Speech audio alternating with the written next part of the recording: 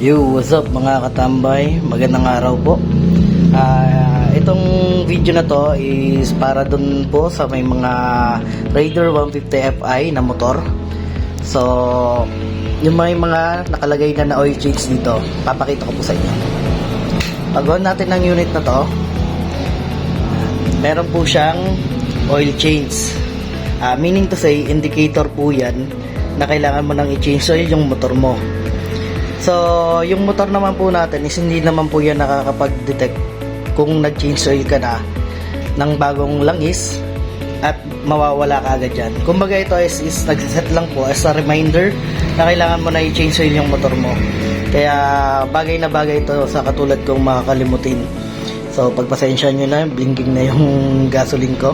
So, papakita ko sa inyo, may interval po kasi yan kung ilang takbo ang gusto nyo bago kayo mag-change oil.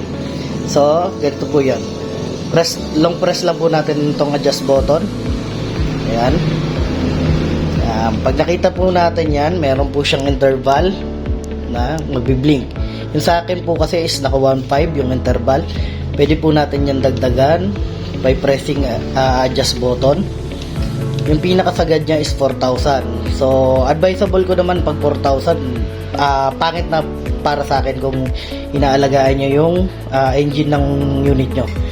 Kung bababaan nyo naman, is yung pinakasagad naman is mababa is hanggang 500. Ito po ay yung takbo, yung sa kilometers na po. Kung ilang takbo. Kaya po para sa akin, para mapanatiling maganda ang engine po natin, is 1.5 lang po yan. Yan po yung sa interval. So ngayon, kung okay na po tayo sa set natin, kung 2,000 man yan or 1,500, bago po ulit lumabas tong oil change indicator, ang gagawin po natin is press the select button and then adjust. Sabay po sila. Yan, press and hold hanggang sa bumalik sa odometer.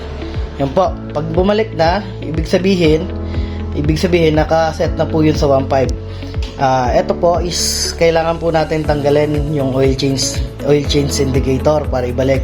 So yung ginagawa ko po dito is pag off natin ng unit, kailangan natin munang i-long press yung select.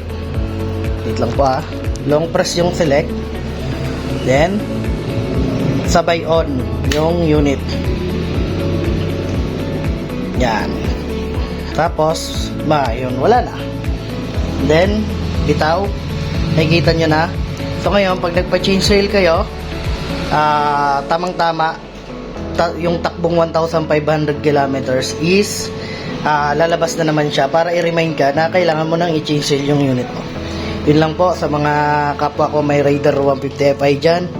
Sana yung video na to is nakatulong. Goodbye and see you soon. Tambayan.